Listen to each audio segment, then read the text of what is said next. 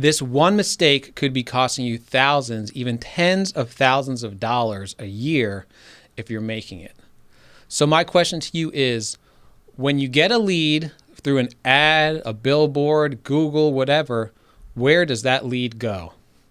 Some of you don't know the answer to that question. You've already paid money to get the lead, so where does the lead go? Is it just an email to the front desk? Is it going to a spreadsheet? Are you writing it down on paper? Or is it going into a CRM? So what is a CRM? A customer Relations Management System. So what is that? That's a place for your lead to go. It's a piece of software that contact information is going to go. It's much like your patient management system, but this is before they become a patient. They're going to this piece of software. You're going to find out where they are. You're going to be able to write notes. You're going to be able to track their conversations and see what's happening with that lead. Your CRM is a place for all the people who have not come into the office yet, who have not booked an appointment yet. Having a CRM is critical to the success of your digital marketing campaign. Okay, a lot of you are probably getting leads to the email at the front desk. You give them a call, you email them, try to book the appointment, but what happens when they say no? Then what happens to the lead? If it's not in a CRM, how do you follow up with it again? What if the person who originally made that phone call left the office or is sick and another staff member needs to follow up with them that day? Do they have notes in the system of what happened? Do they know what they should be following up with them on? Do they know what the obstacle was? Did they just leave a voicemail or did they connect with the person? You need to know all this information so that you can follow up with them effectively and efficiently. What if you're actually just putting it on a piece of paper? You're just writing down the list of these people on the paper. What happens to that paper? It probably just gets tossed into the garbage or it's filed away and no one ever uses it again. The next best thing, of course, is just a spreadsheet, Excel, Google spreadsheets, blah, blah, blah. You get it gets filled into a spreadsheet, you follow them, you leave a little note. What's the problem with that? Well, it's really hard to find the person, for one. How do you do extra notes? You really should be segmenting them. We'll talk about that a little later. And then nothing really happens. The lead just sits there. There's no action that's happening when they sit there in a spreadsheet. And how do you follow up with them later? How do you get the task or that notice that you need to follow up with them? The CRM allows you to do all of these things. So the next reason you need a CRM is lead nurturing. So lead nurturing is that communication that happens after that touch point that they maybe saw the ad or they went to your event, they saw you in a billboard, you've gotten their contact information, it's now in your ecosystem. What are you doing then? Let's just take a Facebook ad, for instance. They signed up. It was an ad for $500 off Invisalign. They filled in the lead ad. It went into your CRM. And then they automatically got a text. Thank you for your interest. You can schedule an appointment right now by clicking here. They got an email with some similar information. Oh, make sure to expect us. We'll be calling you very soon. Thank you. And in between that, maybe they get another little email. Hey, this is what it's like to come to our office. Here's a great video showing you a walkthrough. It's unlimited what you can do with these lead nurturing campaigns. The point is, your brand, your office is communicating with this lead who has never physically met you yet and warming them up. You're creating a relationship with that person before they ever talk to a human in your office. And why do you want to do that? Because the warmer they are, the more they've been nurtured, the more you've become the resource, the expert, the person they trust, and the easier it will be to convert that person who's never heard of you before into a start who's now on contract with you. Okay, so lead nurturing can be done manually. Obviously, we can send people texts and emails and phone calls, but do you really want to do that all manually? That's a lot of human interaction. It's a lot of time out of the day when we're not actually helping patients in the office. Automation allows us to do these things automatically. We're having a triggering event, like they saw the Facebook ad, they filled out information, it triggered the automation to send out these other communications. Or the automation is, well, this contact visited Our website, again, some sophisticated CRM and automations allow you to then trigger another automation. Or maybe they filled out a quiz, so now we know they're interested in this product, so we can send them more information. Or maybe they scheduled the appointment and they were a no-show. So you mark them as no-show. Guess what? This triggers another automation. Hey, sorry we missed you. Would you like to reschedule? Da da da da da da da. All these little things that happen automatically that don't let a human have error and don't require a period of time in between. There's no delay. When you mark them as no-show, you know 5 minutes later, this automated communication that you've approved is happening every single time without fail. All of this efficiency that you're gaining makes it more likely you're going to turn them to a start and start plugging these holes that you most likely have in your practice, because you've already paid money or spent time and energy on getting this person who was a stranger to know who your brand is, then convert to a lead, and then book an appointment just to no-show. What are you doing to bring that person back around to come back and to be an actual start and become a patient in your practice? All these automations make a huge difference. You can also automate tasks. Say someone is a no-show and you want that person to be called immediately, you can send that task into a queue to someone on your team to call them. A lot of your patient management systems hopefully are doing that, but some of them aren't. And a lot of these tasks could be for things that happen before they enter the office, and you could set a task. For instance, let's say we had a contest and we gave away a car. You got 1 million leads. So after the contest is over, guess what? We need to have automated texts and emails. Great, we sent out the email. They clicked on the link. Hey, I am interested in an appointment. Now we've sent a task to Susie to pick up the phone. Hey, I saw you scheduled the appointment. I'm so glad that you entered the contest.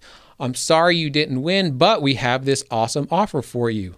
All of that can happen with a CRM and with automation. Now, I hope you all have a good patient management system like Greyfinch or Cloud9. There's a lot of good ones out there. And I assume you have analytics so you can see really how many people are turning into starts, where are people in the patient journey, etc. But do you have any analytics for leads that have never become patients? They have never started with you. How many of those leads are actually becoming appointments? How many of those clicks are actually becoming leads? Are you tracking the phone calls? How many of those people clicked and called you on the phone and then maybe you didn't answer and it was a missed call? Are you tracking that? How long was the phone call? How many people are going to your website? When you get a good CRM, it'll actually integrate with these other analytics like Google Analytics, your website data, your call data, Facebook, Instagram, Google Ads. They'll all start talking to each other and create a dashboard of data that you can look at and see quickly, is this working? Is it not? If it is working, let's put some more time and energy and money into it. If it's not working, let's call up the agency and we'll see what we can do to fix it. Make sure you're measuring it, because if you're not measuring it, you're not managing it. And having a CRM helps you measure it. All right, speaking of measurement, why don't we just put everyone into the patient management system? Well, if you're using your data and you're looking at the analytics in your patient management system, most of them are really not made to handle people who are leads who have not booked an appointment. You really only want people that have booked an appointment in your patient management system. Otherwise, you're just clogging it up and you're messing up your metrics, and it's making it harder for you to manage your business because you have hundreds of people in there that really shouldn't be in there. You want to build what we call a lake of leads. You want to get as many leads, hundreds, thousands, 10,000 leads or more.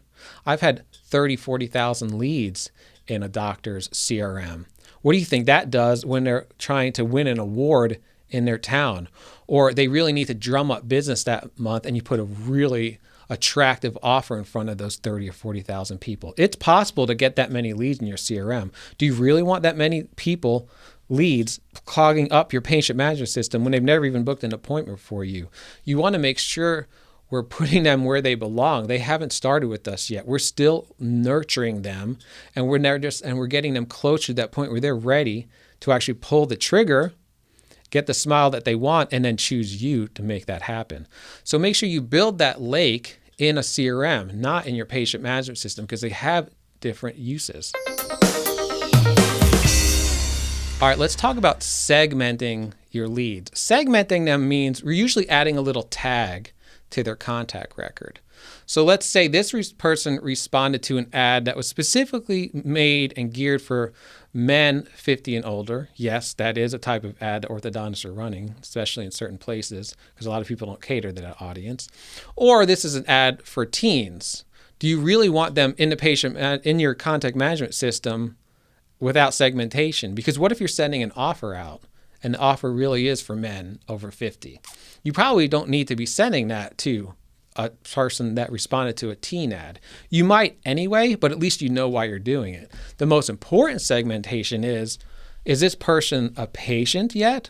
Or are they still a non-patient or a lead? Because a lot of patients will end up staying in your CRM.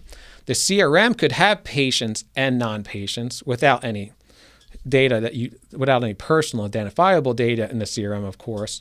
But at least you'll know that they're a patient or a non-patient, because if you're sending out an offer, you don't want to send out, especially an aggressive offer, to any of your patients, because you don't want them coming to the office asking for the offer, right? So when you segment them and you know kind of more about who they are, you're slicing up that pie. This person needs this kind of communication. This person needs this kind of communication.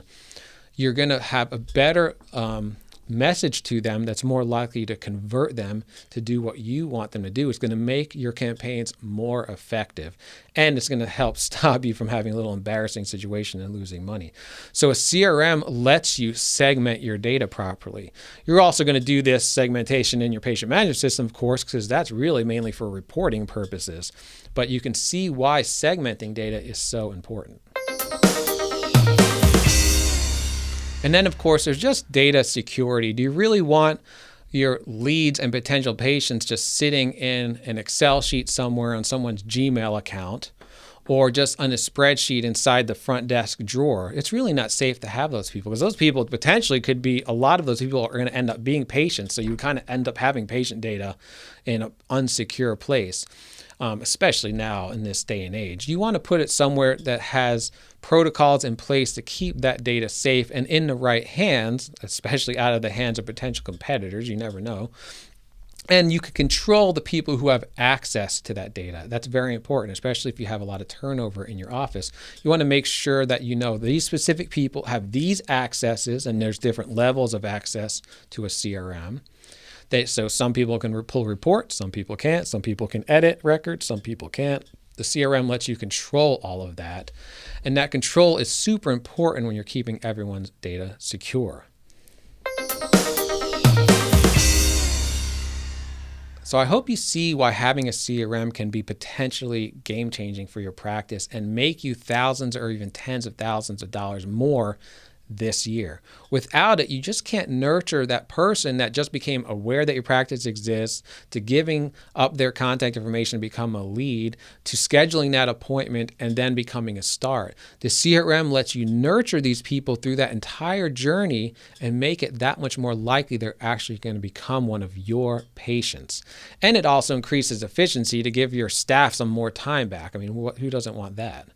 So if you're looking for a CRM and potentially looking for some Facebook marketing done for you, I have a great deal at newpatients365.com.